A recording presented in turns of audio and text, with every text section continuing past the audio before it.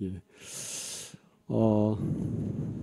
날씨가 많이 따뜻해지긴 했는데 아침 저녁으로 이렇게 또 쌀쌀하기도 한 것 같습니다. 지난 시간에 성경에 대해서 이렇게 같이 봤었는데요.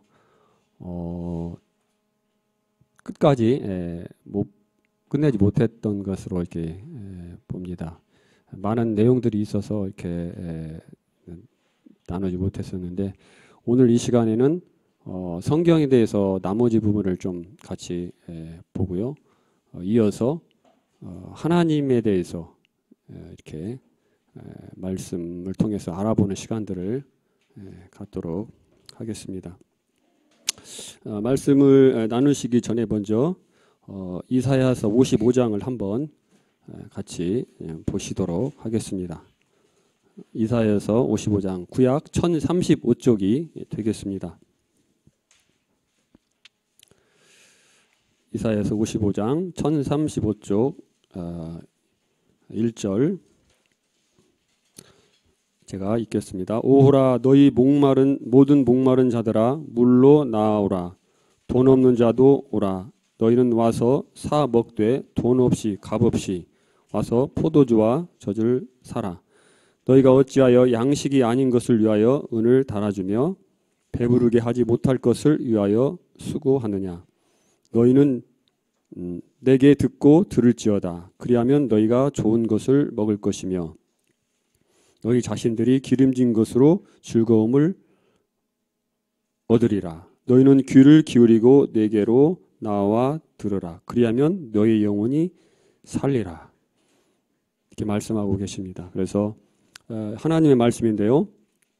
우리가 이 땅에 살면서 많은 것들을 취하고 얻으려고 노력하지만 정말 우리에게 있어서 진정한 만족과 안식을 주는 우리를 배부르게 하는 것들은 진정 배부르게 하는 것은 하나님이시고 하나님의 말씀입니다. 그래서 우리가 하나님의 말씀을 듣게 될 때 우리의 영혼이 살 수 있다고 이와 같이 하나님께서 말씀하고 계십니다. 이와 같은 것은 어떤 우리가 무엇을 들여서 대가를 지불해서 받는 것이 아니고 우리의 아버지와 어머니가 우리들을 낳으시고 기르실 때 값없이 은혜로 양육하고 또 먹이고 입히고 가르치고 하셨듯이 하나님께서도 우리에게 이런 모든 것들을 은혜로 주신다고 말씀하고 계십니다.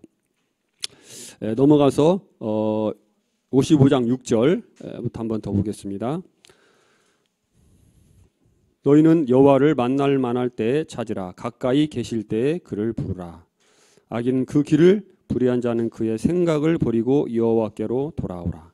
그리하면 그가 긍휼히 여기시리라. 우리 하나님께로 돌아오라. 그가 너그럽게 용서하시리라. 이는 내 생각이 너희 생각과 다르며 내 길은 너희 길과 다름이니라. 여호와의 말씀이니라.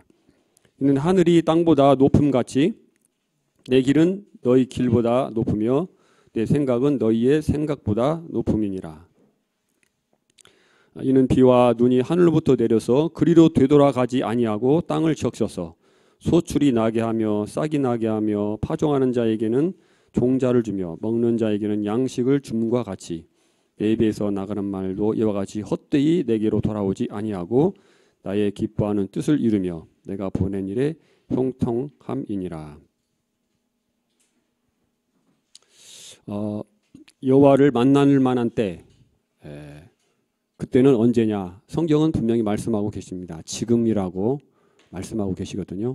보라 지금은 은혜 받을 만한 때요. 보라 지금은 구원의 날이로다. 이와 같이 말씀하고 있습니다. 여러분 지난 시간에 제가 말씀드렸듯이 여러분들이 이 자리에 나오신 것은 그냥 우연히 이렇게 나온 것이 아니고 하나님께서 은혜를 베푸셔서 우리가 잘 이해하지 못하고 알지 못한다 할지라도 하나님의 계획 가운데서 우리에게 이와 같은 놀라운 기회를 주시는 것입니다. 하나님을 믿을 수 있고 영접할 수 있는 믿을 수 있는 기회를 주시는 것입니다. 그래서 지금이라고 말씀하고 계시기 때문에 이와 같이 하나님 말씀을 듣게 될 때, 마음의 문을 열고 듣게 될 때 우리가 하나님이 주시는 영생을 얻을 수 있고 영원히 되살아나는 그러한 놀라운 경험을 할 수 있습니다. 우리가 말씀을 듣게 될 때 잘 이해가 되지 않은 부분이 있을 수 있습니다. 이해가 되지 않는 부분. 그래서 그런 부분에 있어서 여기에 좀 말씀하고 계시는 것을 우리가 생각해 볼 때 우리가 바른 태도를 취할 수 있습니다. 내 생각은 너희 생각과 다르며 내 길은 너희 길과 다름이니라. 하늘이 땅보다 높음같이 내 길은 너희 길보다 높고 내 생각은 너희 생각보다 높다고 이와 같이 말씀하고 계십니다. 그래서 우리가 우리 생각만을 고집할 것이 아니요 하나님의 말씀을 듣고 경청하고 받아들이는 것이 중요함을 보게 됩니다. 10절에는 비와 눈이 이렇게 하늘에서 내려가지고 그냥 쓸데없이 돌아가는 것이 아니고 어떻게 합니까? 비와 눈이 내렸을 때 땅에 이 메마른 대지를 적시고 그곳에 씨앗을 싹트게 하는 그런 놀라운 역할을 하는 것을 우리가 볼 수 있습니다. 헛되이 하나님 말씀이 임하는 것이 아니고 우리가 하나님의 말씀을 받게 될 때, 흡수하게 될 때 이와 같이 생명의 역사가 우리 심령 가운데서 일어나게 됨을 말씀하고 계십니다. 또 한 구절 더 보겠습니다. 히브리서 11장입니다.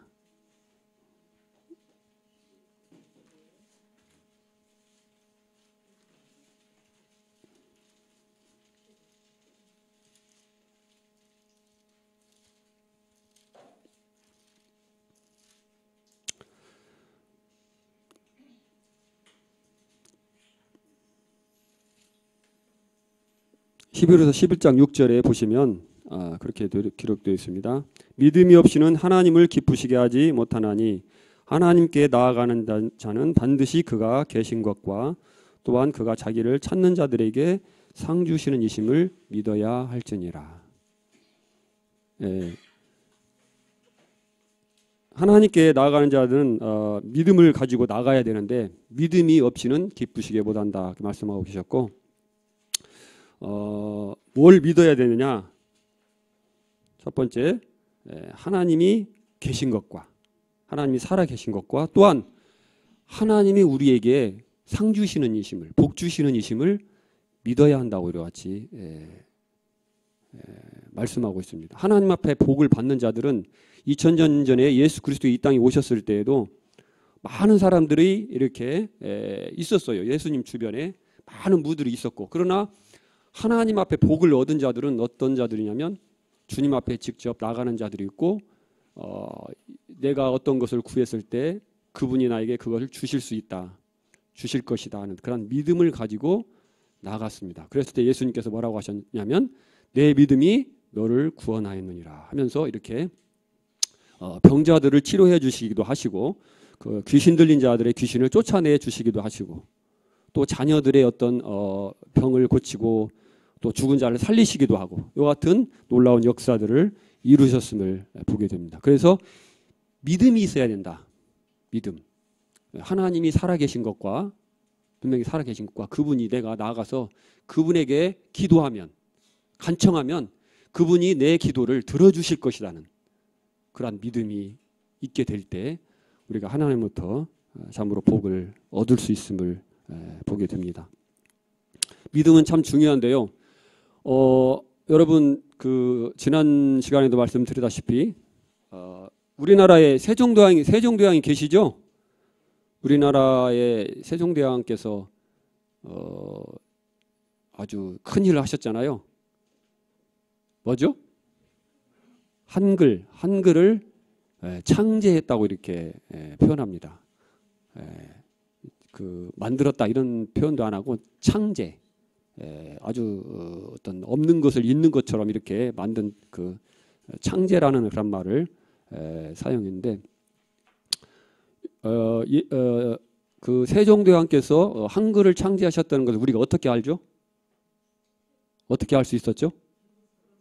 네, 들어서 알 수 있죠. 예. 또 들어서 알았습니다. 맞습니다. 또 예, 믿어서 알게 된 것입니다. 세종대왕께서 한글을 창제했대. 뭐 그런 것이 있어. 뭐 어떻게 그럴 수가 있어. 말도 안 돼. 내가 그걸 어떻게 알아. 내가 보지도 않았는데. 이렇게 딱 하면 알 수 있어요, 없어요? 그건 아는 것이 아닙니다. 모르는 것입니다. 세종대왕께서 한글을 창제한 것을 믿지 않는 것입니다. 그래서 그것은 세종대왕께서 한글을 창조한 것을 모르는 것입니다. 그렇게 되는 것이죠. 원리가 그렇게 되는 것입니다. 그래서 우리가 믿게 될 때 우리의 부모님이 나의 생모라는 것을 내가 믿게 될 때 이분이 나의 아버지시구나. 이분이 나의 어머니시구나. 이렇게 알게 되는 것이죠. 그래서 성경은 그렇게 말씀하고 있습니다. 히브리서 11장 3절에 보면 믿음으로 모든 세계가 하나님의 말씀으로 지어진 줄을 우리가 아나니 보이는 것은 나타난 것으로 말미암아 된 것이 아니니라. 참 의미심장한 말씀입니다. 믿음으로 우리가 믿을 때 하나님께서 이 천지 만물을 창조하셨다는 것을 믿게 될 때 알게 된다는 것입니다. 그리고 또한 여기서 덧붙이는 것은 보이는 것은 보이지 않는 나타난 것으로 말미암아 된 것이 아니니라. 보이는 것은 보이지 않는 것으로 말미암아 되었다는 것입니다. 그래서 보이지 아니하시는 우리가 눈으로 볼 수 없는 하나님, 좀 이따가 이제 하나님에서 배우는데 그분이 바로 천지 만물을 보이는 세계를 창조하셨죠. 예.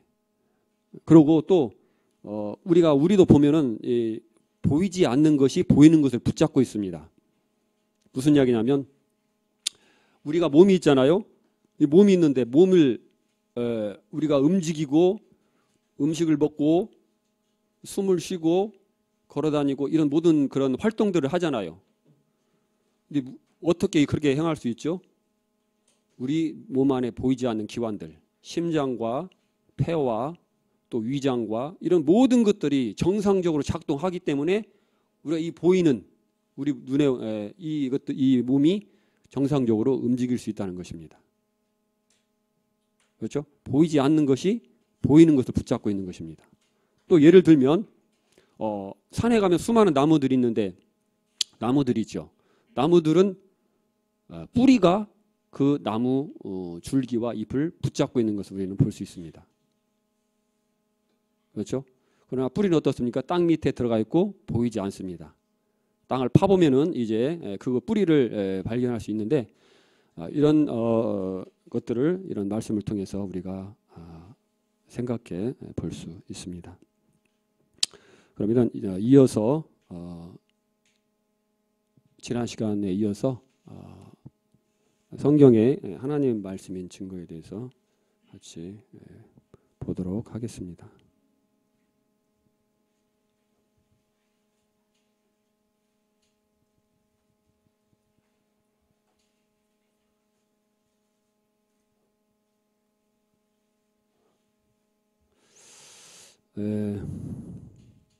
과학적인 증거에 대해서 같이 보도록 하겠습니다. 지금은 사람을 흙으로 만들었다는 이야기를 하게 될 때 세상 사람들이 크게 저항하지 않는 것 같습니다. 그러나 제가 처음 예수 그리스도를 만났을 때 1980년대에 이런 전도를 하게 되면 하나님께서 흙으로 사람을 지으셨다 이런 얘기를 하면 사람들이 뭐라고 하냐면 웃었어요. 왜 웃었냐면 말도 안 돼. 그런 의미로 웃었어요. 예. 근데 지금 과학이 이제 발달하면서 사람들이 이 같은 사실들을 부인하지 않는 그런 상태가 되었죠. 그래서 하나님께서 사람을 흙으로 지으셨다는 것은 인체의 성분이 흙의 성분과 같다는 것을 말씀하고 있는 것입니다. 그리고 사람은 흙에서 난 것을 먹죠. 채소를 먹든지, 그다음에 고기를 먹든지, 뭐 생선을 먹든지 다 이런 모든 것들이 흙에서 난 것들을 먹고 그것을 2차, 3차에서 먹든지 어쨌든 사람이 흙으로 구성된 것들을 음식들을 먹고 살고 있습니다. 미국의 나사의 그런 과학자들이 인체의 성분을 이렇게 조사해 봤을 때 흙의 성분과 같은 성분으로 되어 있음을 밝혀냈죠. 우리가 이제 진화론과 또 창조론 이런 것을 가지고 학생들에게 있어서 청년들에게 있어서 어려움을 가지고 고민을 이렇게 하는 경우들이 많이 있습니다. 이제 밀러의 그 전기방전 실험에 의해서 그 세포의 구성 요소인 단백질 이것이 이제 구성이 만들어지는 어떤 실험을 하게 되죠. 근데 이제 밀러의 실험을 하게 됐을 때 창조과학에서 중요한 발표를 했습니다. 뭐냐면 그 실험을 하게 되는 그런 조건이 있죠. 실험을 하게 됐을 때 전기 방전에 의해서 이제 그 단백질을 합성하는 그런 그 실험을 하게 됐는데, 그래서 이제 그것이 이제 뭐 이렇게 세포 분열에 의해서 계속 단세포에서 다세포로 이렇게 해갖고 진화해서 원숭이로 뭐 사람으로 이렇게 진화되었다 이렇게 하는 것이 진화론이잖아요. 근데 그 당시에 그 전기 방전 실험을 하게 될 때 그 실험의 조건에 산소가 없어야 된다는 것입니다. 산소가 있는 상태에서는 이게 단백질이 합성이 되지 않는다고 합니다. 그런데 지구가 존재하는 이후로 지금까지 이 지구에 산소가 존재하지 않았던 기간은 한순간도 없었다. 이렇게 발표를 했습니다. 그러니까 그 실험의 어떤 그 조건이 맞지 않는 것이죠.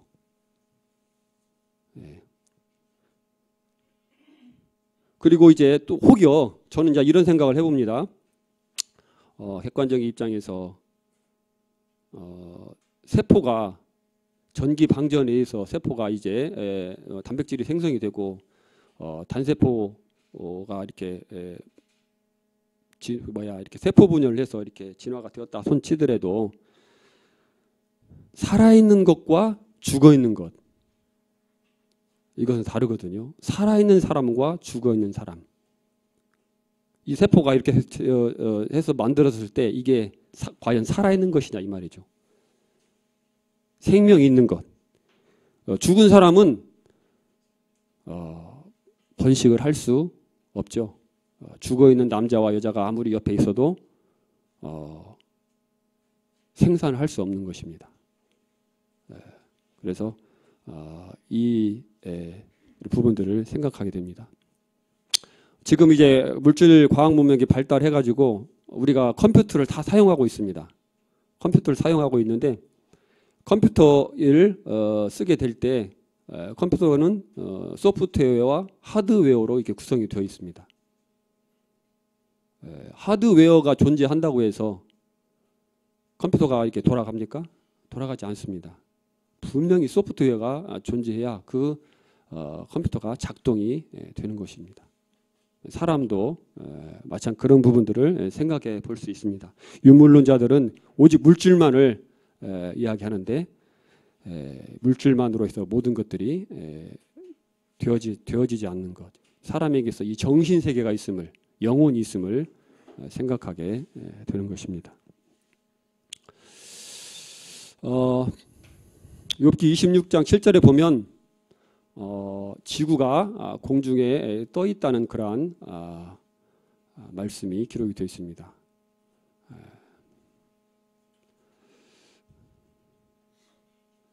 그는 북쪽을 허공에 펴시며 땅을 아무것도 없는 곳에 매다시며 물을 빽빽한 구름에 싸시나 그 밑이 구름이 찢어지지 아니하느니라. 지구가 공중에 매달려 있다는 것은 참 알게 된 지가 몇백 년 되지 않습니다. 이집트의 천문학자 톨레미는 천동설을 주장했고, 그런 이제 지구가 태양계의 고정된 중심이라고 생각했고, 별이나 그 외에 이제 그 혹성들이 지구 주위를 돌고 있다고 생각을 했는데, 그것이 16세기까지 계속 되었습니다. 우리는 잘못 생각하는 것이 뭐냐면, 나 중심으로 이렇게 생각하는 경향이 있는 것을 보게 됩니다. 그죠? 모든 것이 내가 중심인, 자기 중심적인, 그러나 그건 오산이죠. 나 하나 죽어도 대한민국은 아무 어려움 없이 돌아갑니다. 세계는 아무 미동도 없이 변화 없이 그대로 다 돌아갑니다. 우리는 이 세상의 세계의 중심이 아닙니다. 가장 핵심적인 사람이 아닙니다. 이 세계의 중심은, 이 천지만물의 중심은 하나님이시죠. 그래서 그분이 주인이시고 그분이 중심인 것을 생각하게 됩니다. 초창기에는 이제 이 지동설과 이 성경이 서로 대치되는 것으로 이렇게 해왔고, 많은 어려움들이 그때 있었던 것을 보게 됩니다. 갈릴레에 이제 그렇게 말했죠. 저는 인간과 자연을 하나님이 만드신 것으로 제2의 성경이라고 믿습니다. 성경도 우주 만물도 하나님으로부터 유래하고 있습니다. 그런데 같은 하나님으로부터 유래하면서 어떻게 성경과 천문학 사이에 또 성경과 과학 사이에 불일치가 생겼을까요? 그것은 그들이 성경의 말씀을 잘못 이해하고 있기 때문입니다.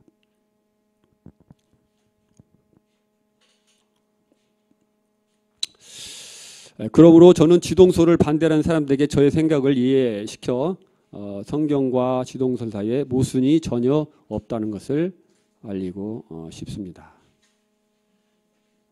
그리고 폴란드의 천문학자인 코페르니쿠스는 또한 지구가 둥근 것과 지동설을 같이 설명을 했습니다. 망원경이 발명되기 전에 별의 수를 세어가지고 사람들을 놀래게 한 그런 학자가 있습니다. 그리스 프톨레마이우스. 그 별을 세보니까 1056개라고, 이 우주에 떠 있는 별이 총 1056개라고 이렇게 발표를 했습니다. 여러분, 우리가 이 말씀을 듣게 될 때 어떤 생각을 하게 됩니까? 우리가 지금은 이런 사실을 알고 있잖아요. 1000억 개의 은하가 이 우주를 덮고 있다는 것. 어마어마한 숫자. 1000억 개의 별이 하나의 은하에 이 1000억 개의 별이 들어가야 이렇게 하나의 은하가 되는데, 이런 은하가 1000억 개 이상 있다. 이렇게 천문학자들이 발표했잖아요. 근데 이 당시에는 1056개. 또 케플러라는 독일의 학자는 1005개다. 이렇게 이야기를 했습니다. 이제 망원경이 발명되기 이전의 시대였기 때문에 그냥 육안으로 보는 것으로만 했겠죠. 별은 지금은 하늘에 떠 있는 별이 지금은 육안으로 1050개, 1005개 볼 수 없다고 생각합니다. 왜 그러냐면 오염이 많이 되고 그래가지고 잘 안 보이고 그렇기 때문에 아마 지금은 더 찾아보기가 힘들 것으로 생각이 됩니다. 그러나 성경은 하늘의 만상 모든 별들은 셀 수 없다고 이와 같이 기록되어 있습니다. 수천 년 전에 기록된 이와 같은 성경이 이와 같은 사실들을 말씀해주고 있는 것입니다. 그 다음에 대륙이 지금 5대양 6대주로 되어 있잖아요. 그러나 처음에 이 대륙은 하나였죠. 학교 다닐 때 저 지구과학에서도 배웠습니다. 배운 기억이 이렇게 있는데요. 독일의 지질학자 베게너는 1914년에 대륙이 원래 하나였다 이렇게 발표를 했습니다. 그러나 창세기 1장 9절에 보면 대륙이 하나였다는 것을 이렇게 말씀해주고 있습니다. 그래 뭐냐면 하나님이 가라사대 천하의 물이 한 곳으로 모이고 뭇이 드러나라 이렇게 말씀했어요. 뭇들이 드러나라 이렇게 한 것이 말씀하신 것이 아니고 뭇이 드러나라. 그렇죠? 하나 뭇들이 드러나라가 아니고 그래서 땅이 원래 하나였음을 말씀하고 있습니다. 그 이후에 이제 지각 변동이나 이런 걸 통해서 땅이 움직여서 이렇게 대륙이 나누어졌죠. 욥기서 9장 6절에는 그가 땅을 움직여 그 자리에서 미신즉 그 기둥이 흔들리며 이와 같이 기록이 되어 있습니다. 아라비아 반도나 그 아프리카 이런 데 보면 땅이 이렇게 원래 하나였다가 이렇게 나누어진 그 모양을 아주 잘 이렇게 묘사가 되어 있잖아요. 모양새가 이렇게 대륙을 갖다가 이렇게 맞추면 딱딱 들어맞게 아구가 맞게 이렇게 되어 있는 것을 우리가 볼 수 있습니다. 또 지하는 뜨겁지만은 지하는 뜨겁고 땅은 음식은 땅에서 더 나오나 그 밑은 불처럼 변하였도다 이렇게 욥기 28장 5절에 말씀하고 있습니다. 그래서 땅에서 우리가 식물들을 재배하고 채소들을 해서 먹고 그러지만 그 밑으로 계속 들어가게 되면 온도가 올라가죠. 그래서 지하로 1km로 내려갈 때마다 14도씩 증가한다고 합니다. 그래서 지하 300km까지 내려가면은 4,000도의 온도가 되고요. 지구 중심인 7,000km까지는 이제 3,000도에서 4,000도의 온도를 유지한다고 리먼이라는 과학자가 발표를 했습니다. 그런데 3,500년 전에 기록된 욥기에서는 음식은 땅으로부터 나오나 그 밑은 불처럼 뜨겁다, 변화했다고 이와 같이 기록되어 있습니다.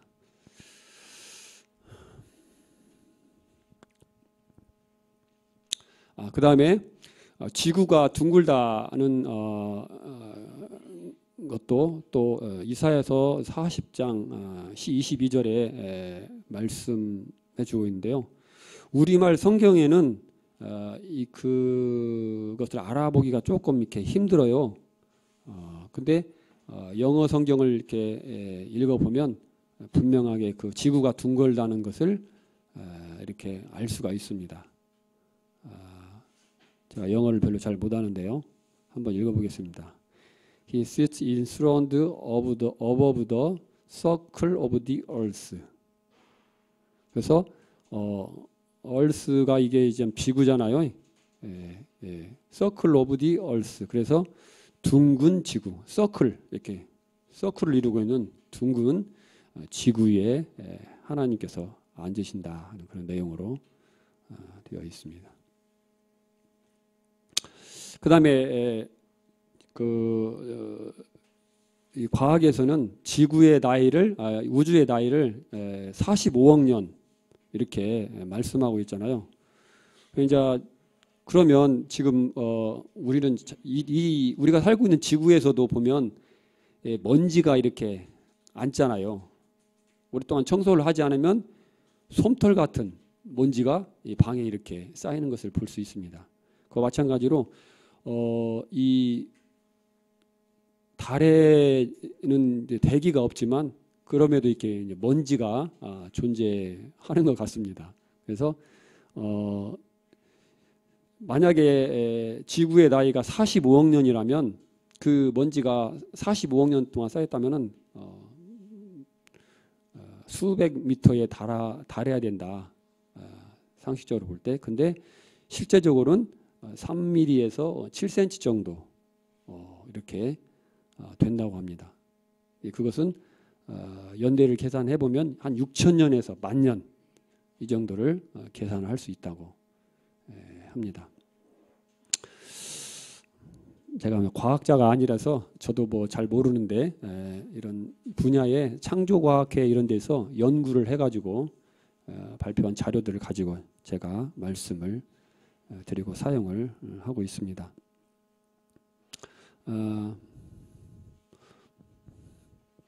그 다음에 이제 매튜 폰테인이라는 마을이라는 사람이 이제 해로를 이렇게 발견했는데 그가 성경 말씀을 읽다가 바다에도 길이 있다는 그런 말씀을 보고 바닷길을 찾았습니다. 이제 하늘에도 길이 있잖아요, 그죠? 사람들이 다니는데도 뭐 아무데로 다니는 게 아니라 길을 만들어 놓고 다니고 바다도 이 해류가 물이 이렇게 흘러서 돌기 때문에 그 해류를 따라서 이렇게 배를 운행을 해야 손쉽게 가잖아요. 물이 흐르는 반대 방향으로 막 예를 들어서 배를 저어서 간다고 해보면 훨씬 힘들게 어렵게 가잖아요. 그렇죠? 해로를 발견해서 배들이 이렇게 운항하는데 큰 도움을 주었는데 바로 이와 같은 성경 말씀을 마울이라는 사람은 이 성경을 통해서 이 바다에 길이 있는 것을 알고 찾아가지고 그 지도를 만들어서 인류에 큰 공헌을 했습니다.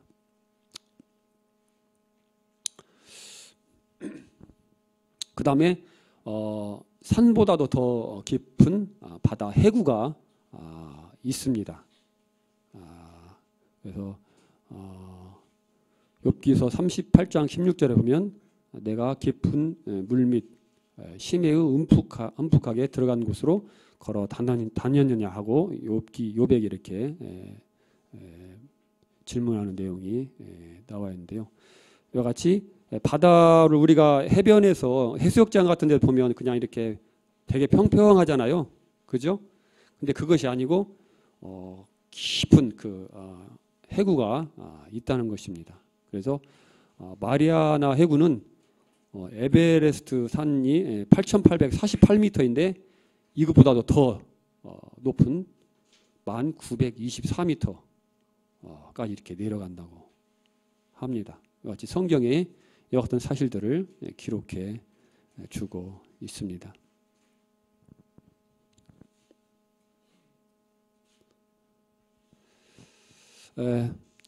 놀라운 것 중에 하나는 또 우리가 성경이 하나님 말씀인 어떤 증거, 이유는 하나님을 믿은 사람들이 놀라운 삶의 변화를 일으킨다는 것입니다. 제가 하나님을 믿고 또 하나님을 믿는 사람들, 이미 우리보다 먼저 믿은 분들의 삶을 보게 될 때 성경에도 그렇게 기록이 되는데요. 하나님께서는 하나님을 믿는 사람들이 하나님을 닮아가도록 이와 같이 계획하셨습니다.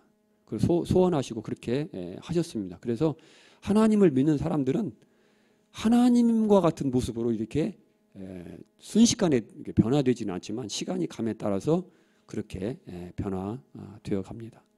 우리가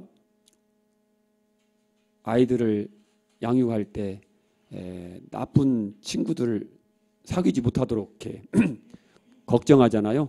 왜 그러죠? 그 친구들을 닮을까 봐 그렇게 걱정을 합니다. 그런 친구들하고 어울리다 보면 그렇게 닮아가기 때문에. 그래서 하나님을 섬기는 사람들은 또 하나님을 섬기는 사람끼리 함께 모이고 또 각자 삶의 처소에서 하나님을 섬기고 하나님과 교제하고 하는 그런 삶을 통해서 하나님과 같은 모습으로, 하나님의 성품과 같은 모습으로 조금씩 변화되어 가는 것을 보게 될 수 있습니다. 그리스도 안에 있으면 새로운 피조물이라고 이렇게 고린도후서 5장 17절에 말씀하고 있습니다. 사형수들, 알코올 중독자, 마약 중독자, 그다음에 귀신 들린 자, 이런 분들이 이 의학에서도 세상에 어떤 여러 가지 방법으로도 안 되는, 어떻게 해보려고 해도 되지 않습니다. 그러나 이런 분들이 이제 하나님을 믿게 될 때 알코올 중독자들이, 마약 중독자들이 그 마약과 알코올을 끊고 새롭게 변화되는 것을 볼 수 있습니다. 이것은 사람의 능력으로 변화되는 게 아니에요. 왜 그러냐면 하나님은 전지전능하신 분이시기 때문에 하나님을 믿고 변화되는 것을 우리에게 맡기시지 않았습니다. 하나님을 믿는 사람은 그 사람 안에 성령이 들어오십니다. 그래서 성령께서 우리가 보기에 좀 느리게 더디게 보일지 모르지만 성령께서 일하시고 역사하셔서 그 삶을, 그 사람을 변화시키십니다. 그래서 하나님께서 하시는 거예요. 하나님의 능력으로, 하나님의 도움으로 그와 같이 되어지는 것입니다. 참 놀라운 것은 사형수들이 죄를 짓고 이제 사형을 언도를 받고 기다리는 사람들이 이제 감옥에서 복음을 듣고 구원을 받은 다음에 정말 놀랍게 변화되어 가지고 자기가 지은 죄에 대해서 정말 죄송하다고 이렇게 고백하고, 그렇지만 이제 내가 예수 그리스도 말미암아 새 피조물이 되었다, 죄가 용서되었다, 나의 죄가 다 씻어졌다, 이런 분명한 믿음을 가지고 사형장의 이슬로 사라질 때 담대하게 하나님 앞에 간다는 그러한 고백을 하면서 담대하게 이렇게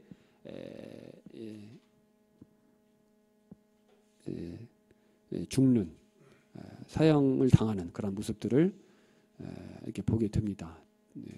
듣게 됩니다. 이런 것들은 정말 사람의 의지로는 할 수 없다. 하나님께서 그 안에서 일하시기 때문에 그가 된 것을 우리가 생각하게 됩니다. 다 드릴 수 없지만, 말씀드릴 수 없지만 손양은 목사님이라고 알고 계시죠? 그분은 자기의 아들을 둘이나 총으로 쏘아 죽인 아들의 친구, 원수잖아요. 원수를 양자로 삼았잖아요. 그게 사람의 능력으로 가능하다고 생각하십니까? 그 아들도 어떤 아들이냐면 가장 소중하게 여기고 가장 그 신실한 그 아들 하나도 아니고 둘씩이나 총으로 쏘아 죽였어요. 공산당이 되어가지고 아들 친구가. 근데 이 아기를 둘씩이나 죽인 그 원수를 자기의 아들 양자로 삼았죠. 교육시키고 먹이고 입히고 그렇게 했습니다. 사람에서 이거 철천지 왼수거든요, 그죠? 그게 그 사랑이 어떻게 가능할 수 있었는가, 이런 생각을 해보게 됩니다. 그것은 사람의 능력으로 하는 것이 아니고 하나님의 능력으로 그와 같이 되어진 것입니다.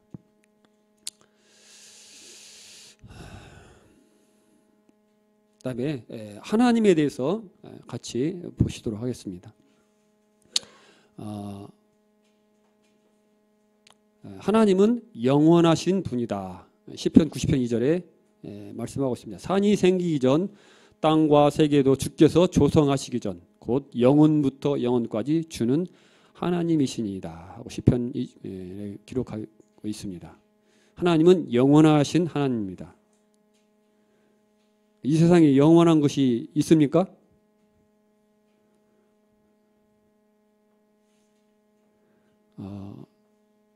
왜 사람들이 죽지 않고 영원히 산다고 하고 하나님이 영원하신 분이라고 이야기하면 사람들이 이렇게 고개를 갸우뚱합니다. 왜 그럴까요? 왜 그렇게 생각할까요? 믿지 못할까요? 제가 고민해봤습니다. 왜 그럴까? 그렇게 생각해보니까 왜 그러냐면 이 세상에 유한한 것들만 봐서 유한한 것에 익숙해져서 그렇습니다. 다 죽거든요. 사람도 태어나서 죽고 짐승도 죽고 나무도 늙어서 죽고 다 죽거든요. 그런 것을 보니까 영원하다는, 어떻게 하나님이 영원할 수 있을까, 이렇게 생각을 하는 것입니다. 자기의 경험에 비추어서, 자기가 아는 것에 비추어서 그렇게 생각을 하는 것이죠. 그렇지만 하나님은 영원하신 분이시라고 말씀하고 있습니다. 다음으로 하나님은 무소부재하십니다. 인간의 유한성을 볼 때 이해할 수 없습니다. 우리는 어떠한 시간에 한 곳에서만 이렇게 있을 수 있죠. 근데 하나님은 계시지 않는 곳이 없다. 그런 의미를 가지고 있잖아요. 가까운 데도 계시고 먼 데도 계시고 온 천지에 충만하시다고 가득 차 계시다고 이와 같이 말씀하고 있습니다. 그래서 하늘 높이 올라간다 할지라도 바다 깊이 가서 숨을지라도 거기에도 하나님이 계신다. 이렇게 말씀하고 하나님을 피할 수 없다. 이와 같이 말씀하고 있습니다. 이제 우리 기준에서 볼 때는 납득이 잘 안 가죠. 우리는 어떤 경향이 있냐면 나를 비추어서 내 경험에 비추어서 모든 것을 보는 어떤 그러한 시각을 가지고 있습니다. 그렇죠? 내가 경험한 거에서 내가 아는 거에 의해서 그 한도 내에서 이렇게 보는 것입니다. 일반적으로.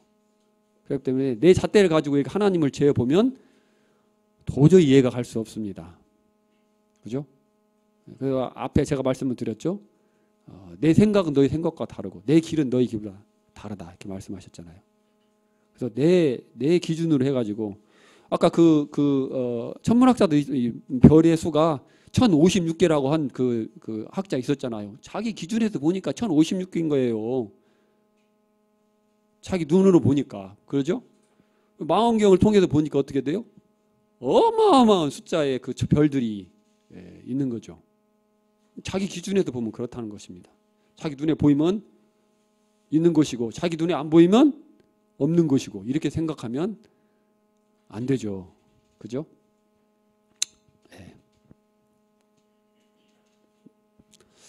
하나님은 전지전능하십니다. 대저 하나님의 모든 말씀은 능하지 못하심이 없느니라. 우리 주는 위대하시며 능력이 많으시며 그 지혜가 무궁하시도다. 깊도다 하나님의 지혜와 지식에 풍성하며 그의 판단은 헤아리지 못할 것이며 그의 길은 찾지 못할 것이로다. 하나님은 전지전능하시다. 모든 것을 아시며 모든 것을 행할 수 있는 능력을 가지고 계시다. 하나님 못하시는 게 있어요. 혹시 아세요? 하나님 못하시는 거, 할 수 없는 거 있습니다. 뭐가 있을까요? 거짓말을 못하십니다. 또 있어요. 이따가 보겠습니다. 그 다음에 영이신 하나님. 하나님은 영이시니 예배하는 자가 신령과 진정으로 예배할 것을 말씀하셨습니다. 그리고 하나님은 창조하신 이는 피곤하지 아니하며 곤비하지 아니하시며 명철이 한이 없으시며 피곤치 않는 하나님. 우리는 육체를 입고 있기 때문에 어떻게 됩니까? 먹여줘야 되죠. 먹여줘야 되고 또 옷들 추우면 얼어 죽잖아요. 입혀줘야 되죠. 그리고 또 어떻게 돼요? 가서 씻겨줘야 되죠. 몸에 못이 달라붙고 그러니까 또 씻겨줘야 되고 아무튼 여러 가지로 이렇게 해야 됩니다. 근데 하나님은 영이십니다. 영이시라는 것은 보이는 존재가 아니라는 거죠. 어떻게 이렇게 말하는 사람들 있잖아요. 하나님 보여주면 믿을게. 이렇게 말하는 사람들이 이렇게 있습니다. 근데 우리가 이 세상에도 보이지 않는 거 많이 있잖아요. 우리 눈으로. 바람이 임의로 불매, 어디서 오며 어디로 가는지 알지 못하죠.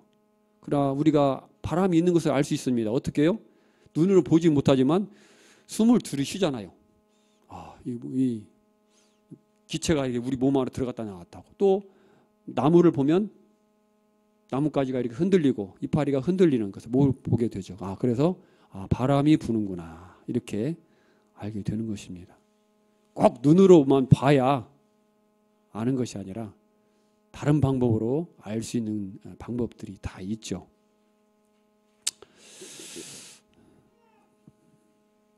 그다음에 삼위일체의 하나님이십니다. 삼위일체 하나님, 성부와 성자와 성령 세 하나님으로 이렇게 말씀하고 있습니다. 그 다음에 또 마가복음 12장 9절에는 또 이스라엘아 들으라 주 곧 우리 하나님은 유일하신 주시라 이렇게 말씀하고 있습니다. 한 분이신 주님이다. 근데 또 마태복음 28장 19절에는 성부와 성자와 성령의 이름으로 세례를 주라고 이렇게 침례를 주라고 말씀하고 있습니다. 성부 하나님, 성자 하나님, 성령 하나님. 그래서 이 세 분의 하나님이 계시고 이분들은 한 분이시다. 하나를 이루고 계신다는 것이 삼위일체의 진리입니다. 잘 이해가 되지 않을 수 있는데 어쨌든 성경은 그렇게 말씀하고 계십니다. 다음으로 지극히 높으신 절대 주권을 가지고 계신 하나님이십니다. 절대 주권이라는 말은 능력이 가장 뛰어나시며 만물의 머리가 되시며 그다음에 가장 큰 영향력을 끼치는 통치자이시다. 이런 의미를 가지고 있습니다. 하나님께서 절대 주권을 가지고 이 천지 만물을 지으셨을 뿐만 아니라 지금도 운행하고 계신 것을 성경은 말씀하고 계시고 있습니다. 능력에 있어서 가장 뛰어나시며 필적할 자가 없습니다. 그 다음에 만물의 으뜸이 되시고 머리가 되시는 이 세상에 많은 왕들이 있고 통치자들이 있죠. 그러나 그 통치자들의 통치자이신 만왕의 왕이시요 만주의 주시라고 이렇게 성경은 하나님에 대해서 소개하고 있습니다. 그 외에도 하나님은 여러 가지 성품들을 가지고 계십니다. 밑에 제가 다 못해서 이제 기록했는데 거룩하신 하나님, 죄가 없으신 하나님이십니다. 하나님의 속성이에요. 그래서 하나님은 죄를 용납할 수가 없어요. 여러분 물과 기름을 같이 놓으면 하나가 되지 않잖아요. 나눠져 버리잖아요. 그처럼 하나님은 죄에게서 떠나 계시다 그렇게 말씀하고 계세요. 죄를 용납할 수 없는 하나님, 죄를 지을 수 없는 하나님, 죄와 가까이 할 수 없는 하나님, 그런 하나님의 속성을 가지고 계십니다. 이게 하나님의 거룩성이에요.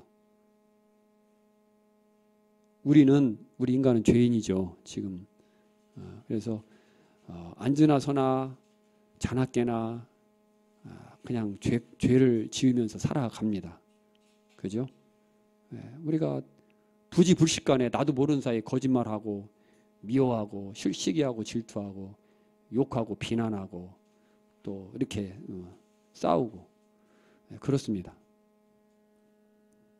기분이 아주 좋다가도 아침에 출근하는데 갑자기 일이 끼어들어가고 내가 깜짝 놀랐어요. 운전을 하는데 그 브레이크를 밟아가지고 놀래가지고 가슴이 벌렁벌렁 했어요. 어떻게 놀랐는가? 그럼 바로 뭐가 나옵니까? 입에서 욕이 갑자기 튀어나오죠. 나도 모르게 욕이 튀어나와요. 솔직히 얘기하면 그래요. 왜? 사람이니 죄인이기 때문에. 그러나 하나님은 죄 가운데 떠나 계시고 선하신 하나님이시다. 하나님은요 악을 악으로 갚지 않고 선을 선하로 악을 악으로 갚지 않으시는 악을 오히려 선으로 갚으시는 하나님이심을 우리가 보게 됩니다. 그래서 예수님께서 말씀하실 때를 뭐라고 하셨냐면 선으로 악을 이기라 이렇게 말씀하고 계세요. 성경 말씀에. 왜요?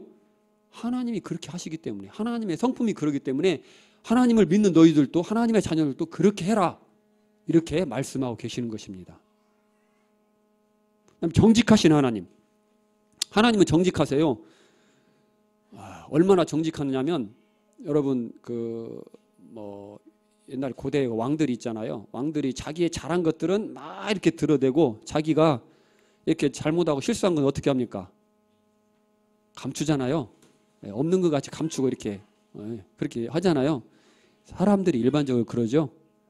자기 자식도 잘한 것은 이렇게 좀 드러내지만 부끄러운 것은 이렇게 얘기 안 하고 그러잖아요. 근데 하나님은 정직하신 하나님이에요. 정직하신 것을 좋아해요. 그리고 사람의 중심을 보세요. 무슨 생각을 하고 있는지, 뭘 계획하고 있는지 하나님 다 아시고, 정직하게 나올 때 하나님 또 긍휼히 여기세요. 심지어는 어떤 거냐면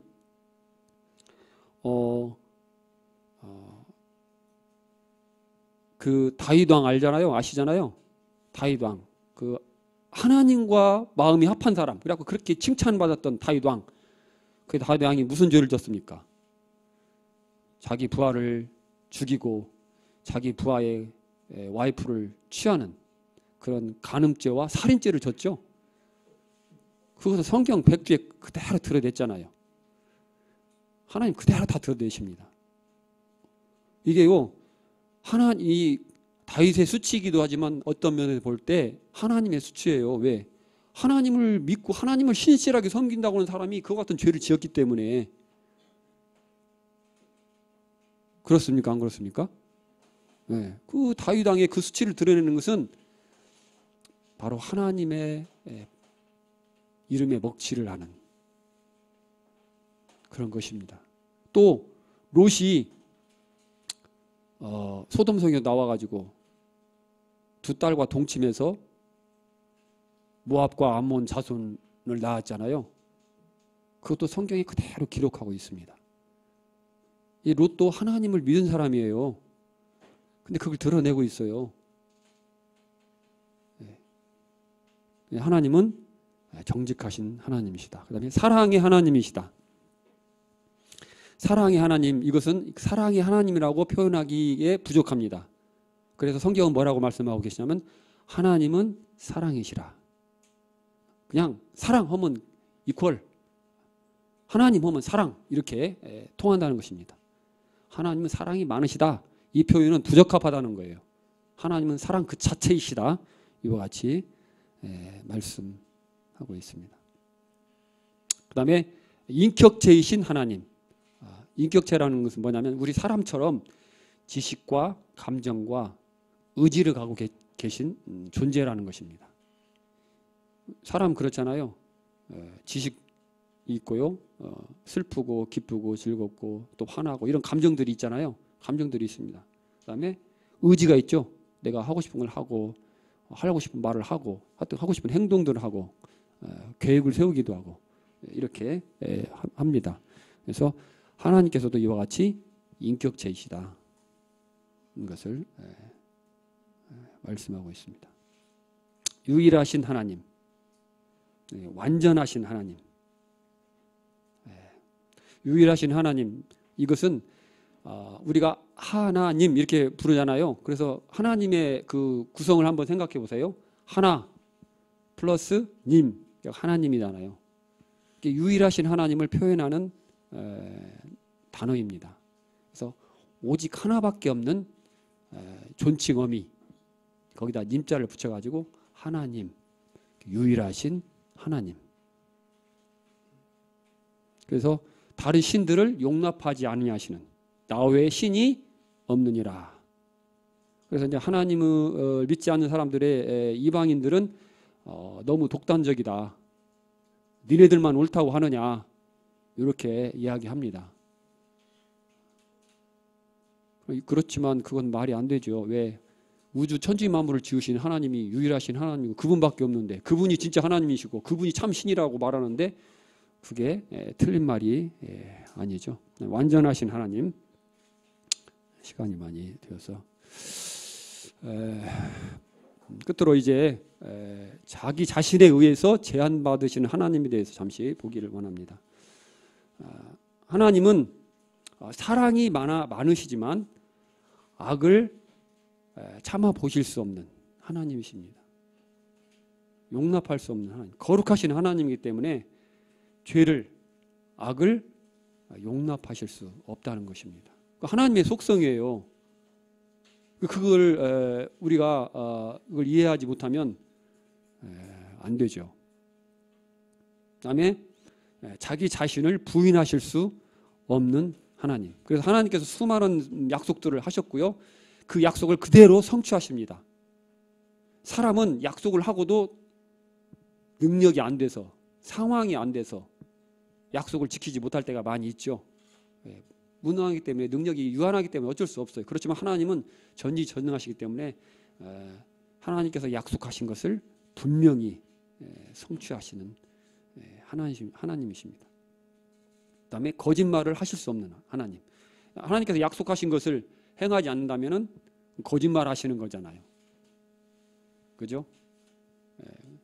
하나님은 거짓말을 하시지 않으시고 완벽하게 지키시기 때문에 우리는 그 하나님을 온전히 믿을 수 있고, 하나님은 하나님의 말씀하신 것을 전적으로 지킬 수 있는 전지전능하신 분이기 때문에 또한 동일하게 우리는 하나님을 믿을 수가 있는 것입니다. 사람은 다 믿을 수 없어요. 그렇죠? 우리가 같이 사는 남편, 아내도 자식도 다 믿을 수 없어요. 어떻게 변할지 못하고 어떻게 바뀔지 장담할 수 없습니다. 그렇다고 불신하라는 얘기는 아니고 그 능력에 있어서 우리가 다 믿고 의지할 수 없다는 것입니다. 그다음에 죄를 범할 수 없는 하나님, 죄가 없으신 하나님, 거룩하신 하나님, 용서된 죄를 들추어내실 수 없는 하나님. 히브리서 10장 17절은 내가 다시 너희 죄를 기억지 아니하리라고 말씀하셨어요. 그러면 어떻습니까? 그 하나님은 신실하신 분이기 때문에 그렇게 하시는 거예요. 믿을 수 있는 것입니다. 그다음에 구원받은 사람을 지옥에 보내실 수 없다. 또 지옥에 가 있는 사람을 천국에 다시 가게 할 수 없다. 어떤 경우는 지옥에 보내놓고 에이 불쌍하니까 그냥 너 올라와라 하고 천국으로 끌어 올릴 수도 없고, 천국에서 하는 거 보니까 괘씸하거든, 또 지옥에 다시 내려가, 이렇게 하시지 않는 하나님이시라는 것입니다. 요한복음 10장 28절에는 내가 저에게 영생을 주노니 영원히 멸망치 아니할 터이요 저희를 내 손에서 빼앗을 자가 없느니라, 이렇게 말씀하고 있습니다. 그래서 우리가 한 번 구원을 받으면, 한 번 예수 그리스도를 주님으로 영접하고 구주로 받아들이면 이제 하나님께서 책임을 지시고 영원히 보호하시고 결코 떠나지 아니하시고 이 영생을 취소하지 아니하시는 하나님이심을 우리가 생각하게 됩니다.